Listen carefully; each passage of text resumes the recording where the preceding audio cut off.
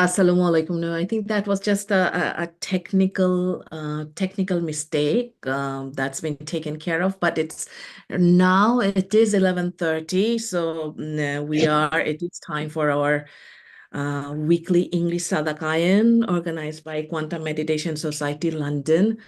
So I welcome all of you who were in the Bangla Sadakaion are staying on for the English Sadakaion, and then those of you who are joining now for the English Sadakaion, welcome. Today we are going to continue talking about what we were talking about last week, which was happiness, which is we said that this is something that underlies all that we are striving for. Everything that we are striving for, we strive for because deep down we feel that this will bring us happiness, right? I mean, happiness is the most basic, the deepest of our desires usually. And you may remember that last week we were talking about happiness and the happiness research that's been going on over the past few decades, and how researchers have found that our instincts about what will make us happy are often wrong, often misleading. If we gather 20 people, ask them, what do you think will make you happier? A big majority of us will say having more money or being famous or something to that effect. But we're talking about how research has shown that that is not quite true, that money does make us happy to a certain extent, but not beyond that. And fame doesn't necessarily make us happier. In fact, both of them, if we become very attached to them, that attachment can come in the way of our happiness. And then we moved on to talking about what actually makes us happy. And what's interesting is the topics that we were talking about, these are things that all the big religions have talked about, and now all science is confirming this message. And the topic we emphasized last week is gratitude. You may remember, and we were saying how in Islam, um, in the Quran, in Surah Araf, where Satan, the devil, is being ousted from the heavens, he asks Allah, God, universe, Allah, because we're talking about Islam in this case, asks Allah, like, oh, let me give me the ability to get inside the skins of human beings until the day of resurrection. And when Allah granted him that wish, what he said was, okay, I make this promise to you because you're ousting me from the heavens for these human beings made of clay, that I will enter them from front, back, and both the sides, and you will find most of them ungrateful. That was his promise. That is when we were saying that is the job of the devil, to make us disconnected from all the abundance that is around us all the time. And we were saying how our brains, our subconscious systems have been wired because they're very oriented towards survival, towards keeping us safe. It's pre-wired to focus on what is lacking, where the threat is coming from, what is negative, right? And we were saying that because we were wired for that, like that, because of survival reasons, we really need to make extra effort just to bring us back in balance, not even to be super positive, just to look at reality as it is. Because every moment there are a billion things that are that we can be grateful for, but excuse me, just a second. But our brains don't necessarily focus on that. Our minds don't necessarily focus on that. It focuses on what is lacking. And that's why we really, really need to um, train ourselves to focus on everything that's around us in order to keep us happy and in order to sort of make up for that bias that we have. So in order to just see reality as is, honestly. So we talked about various ways to become more grateful, various gratitude practices. We're talking about other religions. Excuse me, just a second. I'll put my uh, laptop on charge. It's running out of battery. Sorry about that. There you go. Good. And then we talked about other religions. We talked about how the word Yehudi, which is the Hebrew term for Jewish people, actually means grateful. So we're talking about how every religion at its core uh, teaches this principle of gratitude, and how nowadays positive psychology and researchers from many different fields are also finding that this is something that is very, very fundamental to our happiness. So, so we want to keep on trying to be more grateful. Today, we will move on to some other topics. So we want to be grateful. How do we become more grateful? And what are some of the other things that studies show actually make us happier, given that happiness is something that all of us want, right? So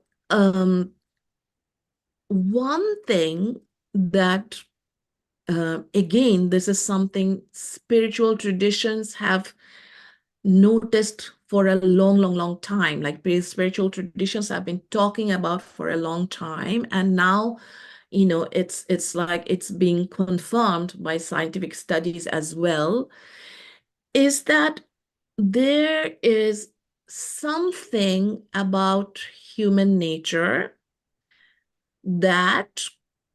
something about not just human nature, something about how our brains work that makes us believe that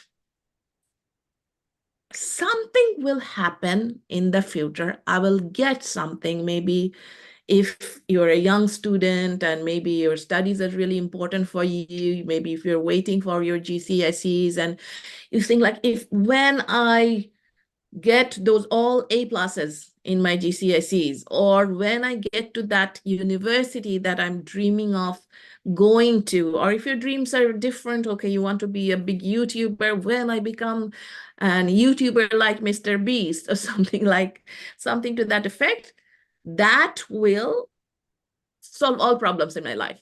If I reach that goal somehow, that is the key to lasting happiness. Or in other words, I will arrive to a certain situation in my life. When I arrive at this income level, or I arrive at this academic result, or I arrive at this success, then that is the key to my happiness. Then after that, I'll be happy forever. I mean, we tend to think that way, and scientists actually have a name for it. It's called arrival fallacy. So there is a researcher from Harvard, Dr. Tal bin Shahir, which actually coined this term called arrival fallacy. But remember, this is a fallacy. This does not actually is not actually supported by our actual experience or research, because what usually happens is when we arrive at that goal, yes, our happiness does get a boost for a while. It's very true. However, that boost doesn't last. And what actually happens is like we normally go back to our base happiness levels and we pick another goal that, okay, when I get to that, then that would be the key to lasting happiness. So it's important here to remind ourselves, though, that I'm not saying that you should not have goals. Goals have a lot of good things about them. If you have a big goal, that will keep you out of like trouble. It will keep you motivated, it will keep you out of trouble. However, if you think that, oh, just attaining one particular goal is going to solve all problems in your life, that is not supported by research. Okay, that says like, oh no, that's a fallacy. Researchers say no, that doesn't happen. In fact, there's been studies done on lottery winners, right? We think like, oh, a lot of people, a big part of the population, apparently, like some manifestation teachers teach how to win lotteries and so on and so forth. So a part of the population thinks that, oh, it's going to be amazing if I just win this big lottery and that will just solve all problems in my life. Well, there's been studies done on lottery winners, and what they show is like, not only is it that lottery winners' happiness levels go back to their base happening levels after a happiness levels, like base meaning whatever the happiness levels were before they won the lottery. Not only does that go back to that happiness levels, usually like after a certain amount of time, even their income goes back down, because like, or their savings go back down, because they are not trained. They don't know how to spend money wisely. They don't know how to make money from money, right? These people. So they waste it on something. They're not even very comfortable with having money, with creating money, holding on to money, right? All these things impact what you do with the money. And because these people are not necessarily good at them, they oftentimes they waste it. They're not very wise about what they're doing with the money. So they oftentimes lose the money, and definitely for sure their happiness goes down, regardless of whether they have the extra money or not. So reaching a particular goal, it shows that won't necessarily solve your happiness problems, even though, as we said, we do think goals in general are a good thing. Like if you have one goal after one, that has some other positive effects, but it will not solve all your happiness problems. And then, so there's this thing in human nature that happiness is never right here, right now. Happiness is always in the future. That kind of thinking, that kind of a basic belief, maybe it's even like unconscious belief or subconscious belief, but that's there, right? We operate from that kind of an assumption that it's always somewhere in the future. And what the various spiritual traditions have been trying to do, have successfully done, and what scientists are confirming, is that a big part of happiness is simply the ability to be right here, right now, completely. Be right here, right now, completely, fully. If you can be fully immersed in whatever it is you are doing, if you're studying, if you're having a shower or a bath, if you're in the classroom listening to your teacher speak, if you're listening to me in the Sadakaion, if you can be completely in it, that will definitely make you happier. And if you can become a person who by and large has the ability to be completely immersed in whatever you are doing at the moment, that will make you a lot happier. There's another interesting study done by Dan Gilbert and Matthew Killingsworth, where what they did was like they got more than 2,000 people, and then they called them up and they randomly and they asked them, okay, what are you doing now?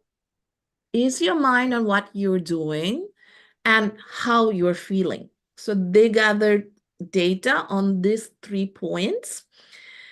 And what that study concluded is people's happiness depend more on whether their minds are on what they're doing.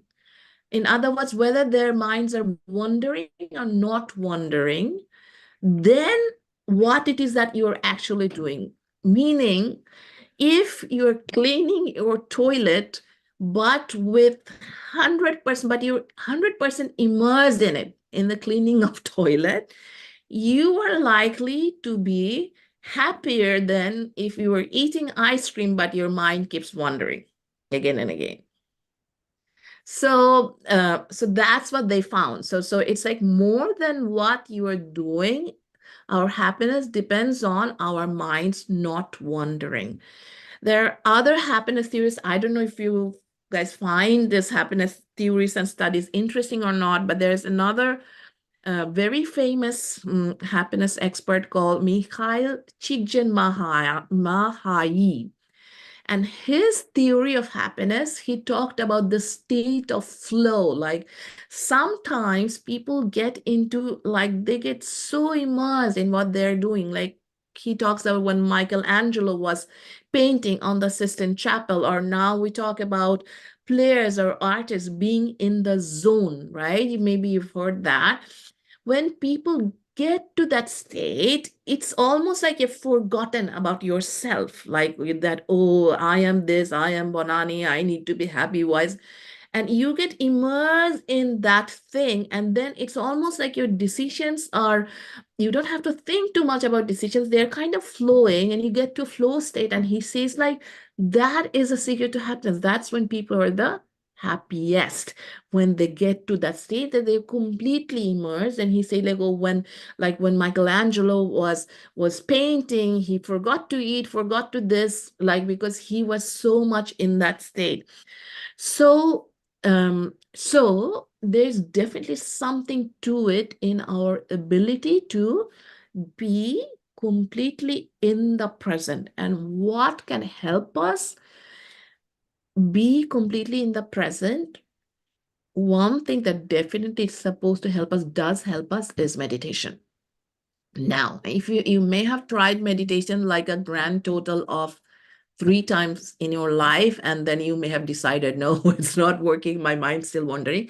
It's very normal for mind to wander in the beginning, but if you give it a real chance, if you give this practice a real chance, I will definitely, I can bet that your ability to stay in the present will increase more and more and more and more with time. And I'm somebody who was completely, I was never in the present. I was like, my mind wanted to escape, my mind wanted to daydream, my mind wanted to escape through some reading a book or watching a TV or some kind of, but I mean, I don't know what I would have done if I didn't have meditation.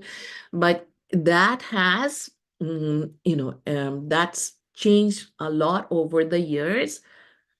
I would say only because I meditate every day. And it's not that I still don't have that.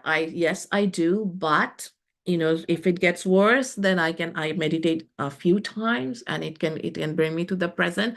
But it's always meditation that's bringing me to the present. So that's, in quantum we talk about 5 things that meditation do, and that's one of the things that meditation does. Okay, so if you really want to, if this is convincing to you, because I understand that it's very difficult to give up this idea that, oh, I will be somewhere in the future and something will happen and everything will be magical. No, things can be magical, but that magic comes from not your external circumstances. That magic comes from your inner ability to experience life fully. And that takes work on the inside. It's not just the external situation changing. Okay, so if you find this convincing, then you really need a way, a tool to do the inner work. And meditation is something that's been around for millennia. And it's, if Prophet Sallallahu Alaihi Wasallam can do it, if the Buddha can achieve enlightenment through it, I think it's a good enough tool for myself. So I think like you should give it a try. So that was like, okay, so what do we do?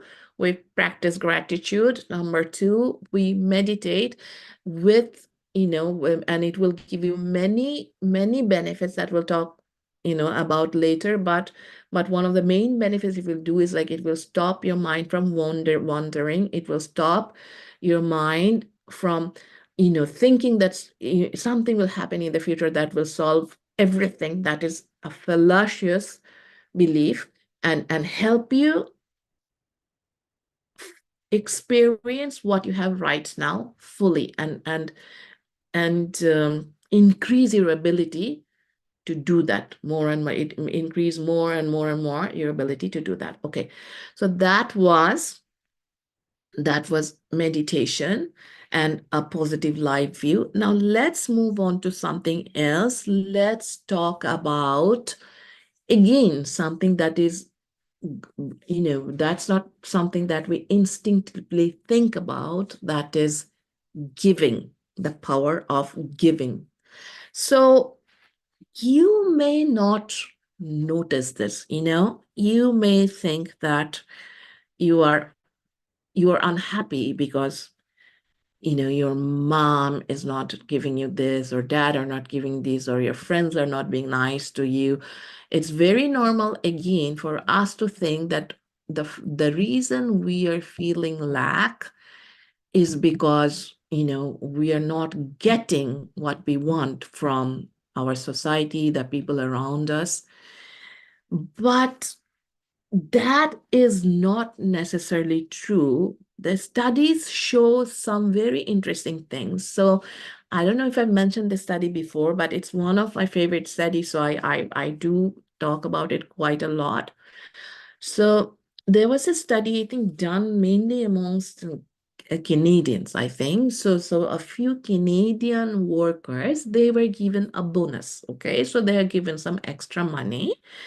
And then before that, their happiness levels were measured. So of course, happiness is not something you can measure through like a blood test or something. It's a subjective experience, but psychologists have, they have accepted means of doing that, of measuring subjective happiness. Okay, so they measured these employees' happiness levels, and then what they did was, here is some bonus money. You can spend it on whatever you want. You can spend it on yourself, or you can spend it on something for someone else. It doesn't have to be like a charity for the downtrodden. It can be buying something for your sister or your mom or your brother or your dad. That's fine. But you either get to choose it on yourself or spend it on yourself, or you get to spend it on someone else. And just see how you feel afterwards. Okay, so that and then and they were asked, like, what do you think would make you happier? Do you think like you would be happier if you spend it on yourself or on others? So most of these employees say, I think I'd be happier if I spend it on myself, which is what people normally think, like, oh, I need this, I need that, because that's what our thoughts are mostly about, right? What we want. So, and then some employees were told to spend it on themselves. Some employees were told to spend it on others. Okay, then they measured their happiness after a certain amount of time. What they found was, to the employees' surprise, the employees who were told to spend it on others, who spent it on others, got a happiness boost that's significantly higher than the people who spent it on themselves, number one. Number two is the happiness boost they got also lasted for many months. Like, I think it was, I might be wrong, but I think 6 months later they went back, and then they were still experiencing a boost from that spending that they did on other people. So here's the thing about us human beings, and I think you are fully capable of understanding this. So human beings, our ego, in quantum we say we just term it as our biological self, okay? That is more focused towards individuation, I guess the word is. Like, basically, like, we think of ourselves as separate beings, because obviously you can see our bodies are separate, right? So we're separate beings, and we're very much concerned with the well-being of this separate being, and how this separate being can be safe and survive, and we are competitive, and we want to do better than others, and we become jealous, and all these tendencies come from this viewing of ourselves as separate beings. However, if you go into any spiritual tradition, you will see that what happens when people get to a state in meditation is that they lose sense of this separateness. They can't feel the separateness anymore. And that is actually the end goal of yogis and Sufis who are going, who are meditating. They're going to, that's the end goal they're trying to reach, in a state where they're, some call it samadhi, some call it vanafilla, in a state where you just can't, you have no sense of the separate self anymore, and you feel like you're everyone and everything. And you really feel that way. I know it's not a theoretical feeling. You really experience life that way. So when you're really experiencing reality that way, in that state, there is no unhappiness. So when we're in unity, really feel that way. I know it's not a theoretical feeling. You really experience life in that state way. Okay, Nabed, I think we need to, yeah. So, okay, thank you. So in that state, as we're saying, that there is no unhappiness, like so when we're in unity, our normal, this feeling of lack, not being able to be in the present, not, like not feeling like this is missing, that all that's gone. We're happy. And, a lot of these people, like crazy people like me, like people who think we're crazy, like who, gave up so-called, like very respectable jobs or whatever to pursue these kind of paths. A lot of us, we really want to experience that state of bliss, because that is accompanied by bliss. In Bangla, we call it Shraddhananda. Like, that's a happiness that is independent of the ups and downs that are always happening in the external world. There will always be ups and downs in the physical world, because that's how the physical world is. But because your soul, which connects to the universe, is permanent, it doesn't have ups and downs, and you experience a kind of joy, a kind of love, a kind of bliss that is independent of that. And that's actually like those crazy people who meditate. Actually, no, I'm not going to say that we're not crazy people. We're very smart people, but you don't have to like want to reach that state. It's you. However you want to meditate, it's fine, because it will start giving you things right from the beginning. But that's why some people love these things so much, pursue these things so much, because they want to experience this bliss that is independent of what's happening outside. So the reason I brought this up is like, The more we're separate, more we're unhappy. More we're thinking about just ourselves, the more we're unhappy. The more we can think in terms of I, we go from I to we, the more happier we are, the happier we are. Even if we don't expect it to, we are happier when we can go to we. Okay, so we'll discuss this we more next week, but I just want to say this, just end this week. We're talking about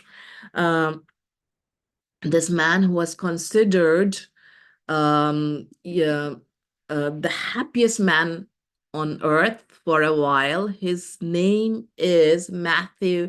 I'm forgetting his last name right now. I'll give it to you next week. Okay, so he's a French scientist turned a Buddhist monk. Okay, and then his research was done on his brain, and they found some of his brain waves to be off the chart, like nothing like normal human beings. And those brain waves are supposed to, they're connected to feeling happy.